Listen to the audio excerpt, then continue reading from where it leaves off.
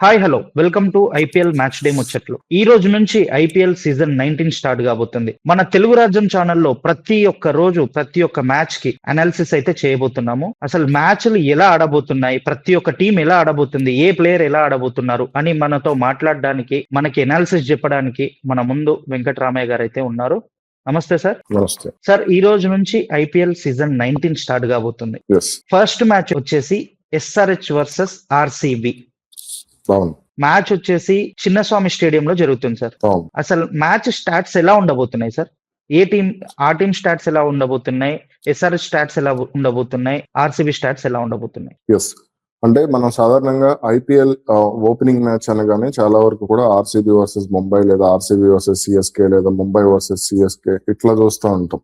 కానీ ఈసారి మాత్రం కొంత డిఫరెంట్ గా ఆర్సీబీ వర్సెస్ ఎస్ఆర్హెచ్, అంటే డిఫెండింగ్ ఛాంపియన్ ఆర్సీబీ, అదేవిధంగా ఎస్ఆర్హెచ్ కి మ్యాచ్ అనగానే కొంత ఇటు క్రికెట్ అభిమానులు కూడా కొంత ఆసక్తి అయితే క్రియేట్ అయింది. అంటే టాప్ టీమ్స్ ని పక్కన పెట్టి, అంటే క్రేజ్ ఎక్కువగా ఉన్నటువంటి ముంబై కానీ సిఎస్కే కానీ పక్కన పెట్టి ఎస్ఆర్హెచ్ ని ఎందుకు ఆర్సీబీకి ఆపోజిట్ గా బరిలోకి దింపుతున్నారు ఏంటి అనే దానికి సంబంధించి చాలా వరకు కూడా క్రికెట్ అభిమానులు ఒక రకమైనటువంటి ఆసక్తి అయితే ఉంది.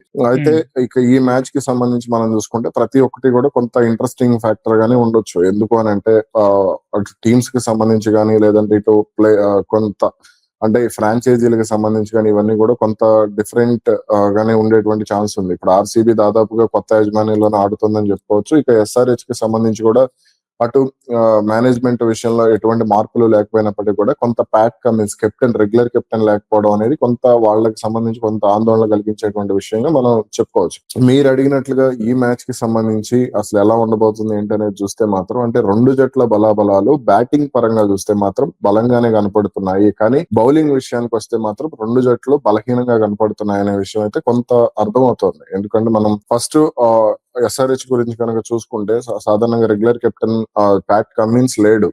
కాబట్టి ఖచ్చితంగా ఈ మ్యాచ్ కి సంబంధించి సీనియర్ బౌలర్లు ఎవరైతే ఉన్నారో జయదేవ్ ఉనద్గత్ కానీ, హర్షల్ పటేల్, వీళ్ళిద్దరికి సంబంధించి కొంత ఇంట్రెస్టింగ్ అయితే కనపడుతుందని చెప్పుకోవచ్చు. అయితే దీని వెనుక ఎందుకంటే ప్యాట్ కమిన్స్ లేకపోవడం వల్ల హర్షల్ పటేల్ కంటే కూడా జయదేవ్ ఉనద్గత్ కొంత సీనియర్ బౌలర్ గా చెప్పుకోవచ్చు మనం. అతను లెఫ్ట్ ఆర్మ్ పేసర్. అయితే అంత గొప్ప బౌలర్లు అయితే ఇప్పుడు ఈ టీమ్ లో కనపడటం లేదు. అంటే ముఖ్యంగా చూసుకుంటే హర్షల్ పటేల్, జయదేవ్ ఉనద్గత్, అదే విధంగా బ్రైడెన్ కార్స్, ఇంగ్లాండ్ కి చెందినటువంటి బ్రైడెన్ కార్స్ గానీ, లేదంటే ఇంకొక బౌలర్ ఇషాన్ మలింగ గానీ, ఇలా వీళ్ళు నలుగురే కనపడుతున్నారు కొంత ఎస్ఆర్హెచ్ కి సంబంధించి చూస్తే. కాబట్టి వీళ్ళ బౌలింగ్ లో ఆర్సీబీ బ్యాట్స్మెన్ ఎలా రెచ్చిపోతారు ఏంటనేది మనం ఈ రోజు కొంత, అంటే బ్యాటింగ్ కి స్వర్గధామం అయినటువంటి చిన్నస్వామి స్టేడియం లో జరుగుతుంది కాబట్టి ఈ మ్యాచ్ కి సంబంధించి కొంత బ్యాటింగ్ పరంగానే మనకు ఉత్కంఠ అయితే ఉండేటువంటి అవకాశాలు అయితే కనపడుతున్నాయి. అలాగే ఆర్సీబీ బౌలింగ్ లో కొంత పిచ్చింగ్ ఏంటంటే సీనియర్ బౌలర్ భువనేశ్వర్ కుమార్ ఉండటమే కొంత ఆర్సీబీకి సంబంధించి ప్లస్ పాయింట్ గా చెప్పుకోవచ్చు.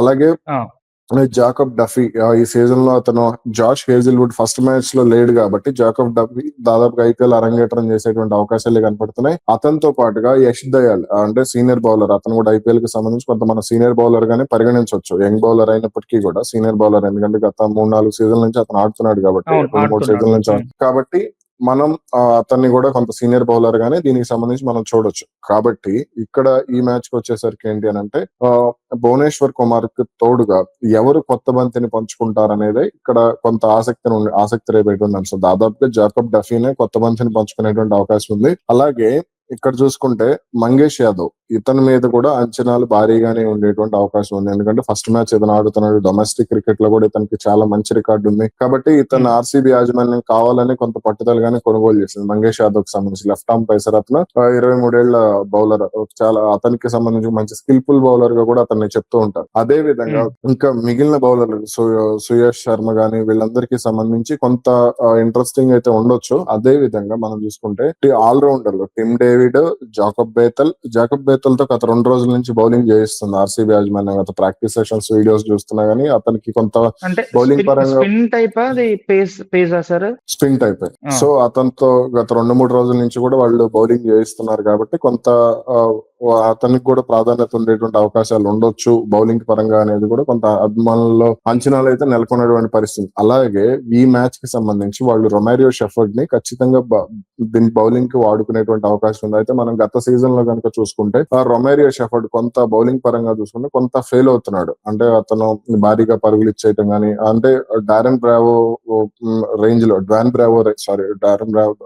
రేంజ్ లో అతన్ని ఎక్స్పెక్ట్ చేశారు కానీ అతని బౌలింగ్ లో అంత పసలేదు. అంటే మన కైరన్ పోలార్డ్ గానీ, ఇలా కొంతమంది జాసన్ హోల్డర్ గానీ, ఇలా కొంతమంది బౌలర్లు ఉన్నారు కదా వెస్టిండీస్ కి సంబంధించి, అలా అంచనా వేసుకున్నారు కానీ బౌలింగ్ పరంగా కొంత అతను ఫెయిల్ అవుతున్నాడు. అయితే ఈ మ్యాచ్ కి సంబంధించి కనుక చూసుకుంటే అతను కొంత ఓకే పర్వాలేదు అనిపించవచ్చు అనేటువంటి అంచనాలే కనపడుతున్నాయి మనకి. అదే విధంగా ఇక బ్యాటింగ్ విషయానికి వస్తే, అంటే బౌలింగ్ పరంగా మనం చూసుకుంటే రెండు జట్లు కొంత బలహీనంగానే ఉన్నాయి. కానీ RCB plus Bhuvneshwar Kumar plus అయ్యేటువంటి ఛాన్స్ ఉంది, మంగేష్ యాదవ్ ప్లస్ అయ్యేటువంటి ఛాన్స్ ఉంది. ఎస్, అంటే సార్ ఇప్పుడు ఆర్సీబీకి వచ్చేస్తే స్పిన్ పరంగా శ్రేయస్ శర్మ అండ్ కృణాల్ పాండ్యా ఎస్, ఆర్సీబీకి ఉన్నట్టు స్పిన్ డెప్త్ ఎస్ఆర్హెచ్ కి ఉందా లేదా సార్? ఎస్ఆర్హెచ్ కి స్పిన్ డెప్త్ అంతగా లేదనే చెప్పుకోవచ్చు.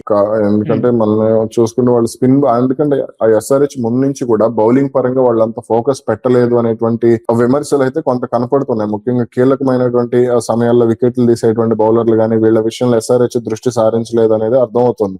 స్మరణ్ గానీ ఇలా కొంతమంది బౌలర్లను వాళ్ళు తీసుకున్నారు. అదే విధంగా అంకిత్ వర్మ గానీ, ఇలా జిషన్ అన్సారీ గానీ, ఇలా కొంతమంది బౌలర్లను తీసుకున్నారు తప్ప వాళ్ళకి సంబంధించి అంత ప్రాధాన్యత ఉన్నటువంటి బౌలర్లు కాదు అనేది అయితే మనకు స్పష్టంగా చెప్పుకోవచ్చు. అయితే వాళ్ళ కీలక బౌలర్ వచ్చేసేసి హర్షల్ పటేల్ అయ్యేటువంటి ఛాన్స్ ఉంది. ఎందుకంటే అతను గత 2 సీజన్ లో కూడా హర్షల్ పటేల్ పర్వాలేదు బాగానే రాణిస్తూ వస్తున్నాడు.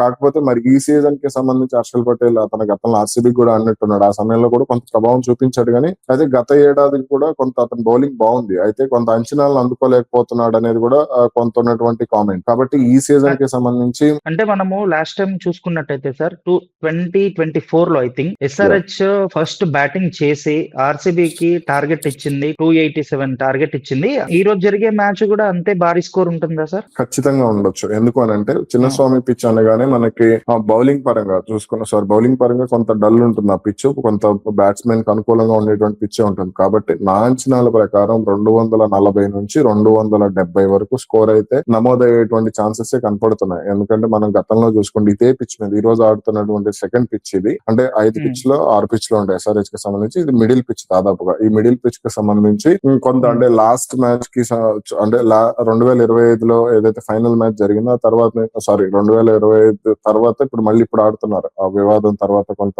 ఏదో తొక్కిసలాట జరిగింది కదా. సో కాబట్టి ఇప్పుడు దీనికి సంబంధించి అంటే ఫస్ట్ మ్యాచ్ అనగానే మనం ఎప్పుడైతే ఎస్ఆర్హెచ్ కి సంబంధించి బ్యాటింగ్ విషయంలో వాళ్ళు 260-270 పరుగులు సునాయాసంగా చేయడం మొదలు పెట్టారు. ఆ తర్వాత నుంచి కూడా బ్యాటింగ్ పిచ్చెస్ మీద ఎక్కువ, ఎందుకంటే అభిమానులు కూడా దానికి కొంత ఎంటర్టైన్మెంట్ ఫీల్ అవుతున్నారు. సాధారణంగా ఐపీఎల్ అంటే పరుగుల వర్షమే అనేటువంటిది ఉంటుంది. వికెట్ల పతనం కంటే పరుగుల వర్షంకే ఎక్కువగా ప్రాధాన్యత ఉంటుంది. కాబట్టి ఖచ్చితంగా ఈ మ్యాచ్ కి సంబంధించి చూసుకుంటే చిన్నస్వామి పిచ్ కంప్లీట్ గా బ్యాటింగ్ అనుకూలమైనటువంటి పిచ్ గానీ మనం చెప్పుకోవచ్చు. కాబట్టి గతంలో 287 ఎస్ఆర్హెచ్ ఇదే పిచ్ మీద కొట్టింది. ఇప్పుడు ఆడుతున్నటువంటి పిచ్ మీద కొట్టింది. కాబట్టి దీనికి సంబంధించి భారీ అంచనాలు కనపడుతున్నాయి.